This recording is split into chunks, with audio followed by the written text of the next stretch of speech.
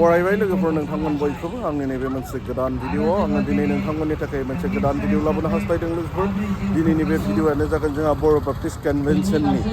111थि बोसोरारि जथुमा बियो दिनै मोनाबिलिनिफ्राय जागायगोन आरो जोंहा नै बिथिं हाबाफारि जानो थांगासिनो आरो जोंनि दरजा बेखेवनाय हाबाफारिया दान्दिसे उनावनो जासिगोन जोंहा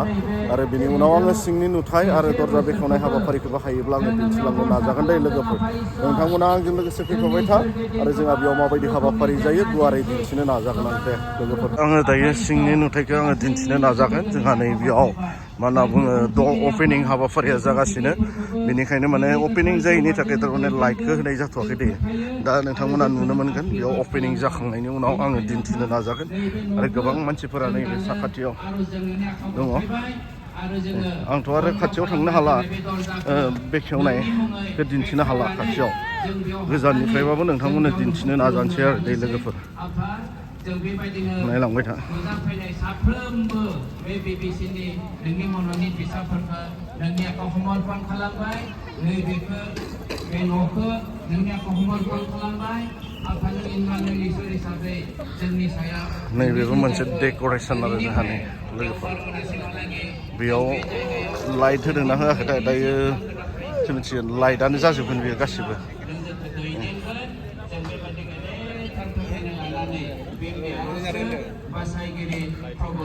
बेनिफ्राय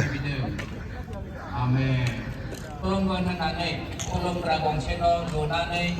दिनै कमप्लिट खालामबाय जोङो बे न'आवनो हाबनानै बे सानब्रै हरब्रैखौ जों इसोर खुलुमनो बे न'खौ थिग खालामबाय आरो दायो आङो बिफा इसोर बिसा इसोर आरो बासायगिरि गोथार जिउ इसोरनि मुङै बे फिथाखौ होनानै बे न'नि दरजाखौ बेखेवना बेखेवनाय हाबाफारिया जोब्बाय दायो नुबाय दा बेखेवनाय लोगो लोगो जोंहा लाइटआ जोङो आरो दायो हाबनो हासिगोन सिङाव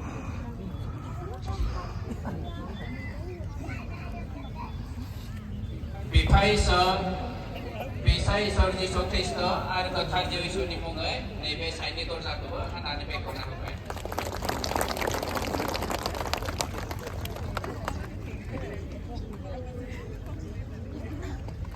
आङो नोंथांमोननो दिन्थिबोदोंमोन ना जिथुनाखि जोंहा डेक'रेसन खालामनाय लाइट नै बिदि जोंबाय आरोना अपेनिं खालामखांनायनि उनाव बेनिफ्राय जोंहा नै बिसोरो गासिबो इसोर फोथायारि इसोरखौ खुलुमनो सिबिनो बाख्नायनो फैबाय आरो नैबे 111थि बोसोरारि जि एनुवेल कनफारेन्स बर' बाप्टिस्ट कनभेनसननि बेयावनो जोङो रंजा बाजा इसोरखौ बाख्नायनायजों लोगोसे गेदेर आशीर्बादखौ जोङो बयबो लानो थाखाय साखाफारा जाबाय नै जोंहा गलमा मण्डलिनि आइजोफोर सफैबाय बिथांमोना सिगाङावनो दंफैथारो माथो थिग दङ दे मोजां आशीर्बादखौ मोजाङै बिदो आरो जाहाथे अखा हाया नंगौना नङा जोंहा लेफ्ट साइडथिं जाबाय जोंहा लेडिस साइड बेनिफ्राय आरो राइट साइडथिं जागोन जोंहा जेन्टस पुरुफफोरनि थाखाय आंबो एसे सिङाव हाबलांनोसै आरो सिङाव हाबनानै एसे दिन्थिलांनो नाजानोसै आरोना लोगोफोर बेनिफ्राय आरो जोंहा नै बिथिंनि दर बेखेवगिरि बोसोराव खेबसेहै बेबायदि गेदेर जथुमा खुंनानै जों इसोरखौ खुलुमो दिनैबो बे बोरि गामि मण्डलियाव बे जायगाखौ थिग खालामना लानानै नुबाय दा लोगोफोर डेक'रेसना आं बुंदोंमोन ना नोंथांमोननो मोजाङै दिन्थिगोन होननानै जेब्ला अपेनिं जागोन आरो आङो उनाव आरो साननि नुथायखौ नोंथांमोननो गुवारै दिन्थिनो नाजागोन दे लोगोफोर जायफोरा दिनैनि बे सानाव बाहागो लाफैयाखै नोंथांमोना भिडिअनि गेजेरजोंनो नुनो मोनगोन जायफोरा आंनि फल'वार्स आरो नायगिरि नोंथांमोना नुबाय दा ओरैबायदि मोजां बनायदों दे लोगोफोर बेखौ नायनोनो नोंथांमोना फै सानब्रैनि थाखाय नैबेयो मोजां जानानै थागोन आरोना नैबे हाजो जोंहा मा होनना बुङो बेखौ भुटान हाजोसो होनना बुंनांसिगोन भुटान हाजोनिफ्राय बोहैनाय दै बिदि दिन्थिदों बिथांमोना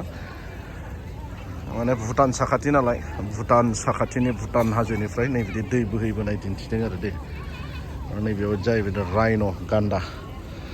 एसे सिंनि नुथायखौ दिन्थिनोसै लोगोफोर आइजोफोरनि थाखाय होदों राइट साइडआव जेन्टसफोरनि थाखाय होनाय जादों आरोना जाने भलन्टियार्सफोरा बा मोजां दे mau बाहायनाय मैया दे साबैसे फैदों नोंसिनिया सानै दे मोजां डिउटि खालाम नुबाय दा लोगोफोर देग्लायनि बर' बेप्टिस्ट कनभेनसननि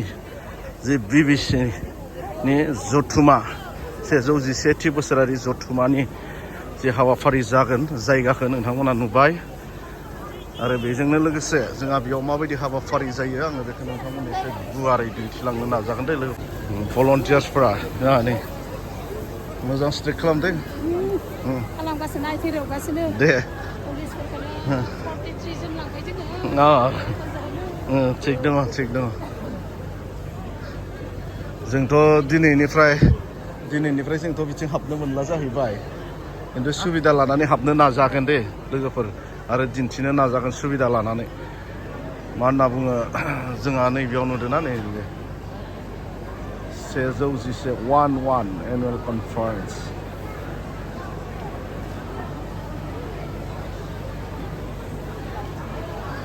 बेनिफ्राय जोंहा बेयावनो दा मा होनना बुङो इसोरखौ सिबिनाय खुलुमनाय हाबाफारिया जासिगोन आरो दे ओरैबायदि मोजां बनायबाय साजायबाय खिन्थु गुबुन बोसोरनिफ्राय नैबे बोसोरनि साजायनायखौ एसे मोजांसिन नुदों आरोना दे लोगोफोर नायलांबाय था दिन्थिलांबाय थागोन माबायदि हाबाफारि जायो नख्रां आरो पृथिबिनि सोरजिगिरि फोरबोआनो आंखौ सहाय होयो बियो नोंनि आथेंखौ गाग्लेमहोनाय नङा नोंखौ पहरा होग्राया थेन्थ'नाय नङा नायदो इजराइलखौ रैखा खालामग्राया बियो थेन्थ'नाय नङा उन्दुलांनायबो नङा फोरबोआनो नोंखौ फालियो आरो बियो नोंनि आगदा फारसे नोंनि आवदाल जानायखाय दिनाव सान्दुङा नोंनियाव नांनाय नङा आरो हराव नखाफ्राबो नोंखौ हानि खालामनाय नङा फोरबोआ नोंखौ गासै बिपदफोरनिफ्राय रैखा खालामगोन बियो नोंनि प्राणखौ रैखा खालामगोन फोरबोआ दानिफ्राय अनजिमा गैयै जासे नोंनि थांनाय फैनायखौ रैखा खालामगोन आं हारसा बाइबेलनिफ्राय एसे फरायनो हास्थायबाय जिंगाफ्राव दङमोन जोंनि खामानिफोरखौ जों मावनानै फोजोबनो हागोन ना हाया जों लोगोसे जि थावनियाव जोङो इसोरखौ खुलुमगोन जों बे थावनिखौ जों लुफुंनानै फोजोबनो हागोन ना हाया नाथाय इसोरखौ जों साबबाय होनदों इसोरखौ हामबाय होनदों बिनि अननाय बिनि आशीर्बादजों इसोरनि बायख'आ बुंनाय बादि दाबिदा ओरै होनना बुंदों जेब्ला सुथुरफ्रा बिखौ होसोदों जेब्ला रैखा गैयि जादों खारबाय बायनो गोनां जादों आरो बे समायाव जेब्ला बे हाजो सायाव रायदावनानै बुंदों आंहा बहानिफ्राय सहाय फैगोन आंखौ सोर हेफाजाब होगोन आंखौ सोर नायगोन आरो अब्ला बुंदों दाबिदा गावनो फिननायखौ होदों बे गोजौसिनथाराव थानाय इसोर जिउनिफ्राय आंहा सहाय फैगोन गमायनि इसोरा जोंनि गेजेराव थाबाय जोंखौ हेफाजाब होबाय गावनि बोलोग्रा आखाइजों जोंखौ गोबानानै मावनांगौ गासै खामानिफोरखौ जोंनि मावग्राफोरनो बेबादि बोलो होबाय गोसोनि बोलो होबाय आरो लोगोसे देहानि बोलो होबाय मावनानै फोजोबनो हाबाय आरो थिग समाव जों लोगोसे जिरायनानै इसोरखौ खुलुमनो बेबादि खाबुखौ जों मोनबाय इसोरखौ बिमायैनो जों हामबाय होदों बेनिखायनो दाबो दा गितमालानि 103 नम्बराव बुंदों बेनिखायनो आंनि गोसो दे बे फोरबोखौ जोङो खुलुमनि बेखौ जों साबबाय इसोरनि बेनिखायनो जोंबो बे मोनाबिलिनि समाव फैदो जों मेथाइ रोजाबनानै जों इसोरखौ खुलुमनो आरो लोगोसे जोंनि आरजनि गेजेरजों जों इसोरखौ खुलुमनो बे समाव आं गुसुं आरज खालामनो आरो बेनि उनाव जोङो बाख्नायनाय सिबिनाय हाबाफारिखौ जों दैदेनलांनो थाखाय जोंनि रोजाबग्रा हान्जाफोरखौ अनुरोध खालामनाय जाबाय जों गासैबो खर' गंग्लायनि आरज खालामनो जोंनि सोरगोआव थानाय अनसुग्रा गोथां आरो गोथार सोरजिगिरि आफा इसोर जों बिमायनो नोंखौ हामबाय होदों बर' बाप्टिस्ट कनभेनसननि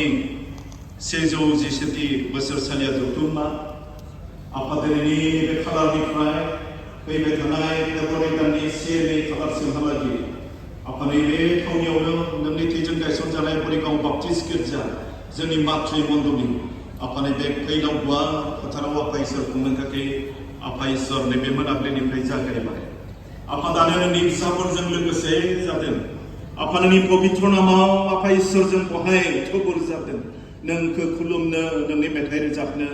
आफा इसोर नोंनि बाथ्राफोरजों जों आशीर्बाद नाजावनो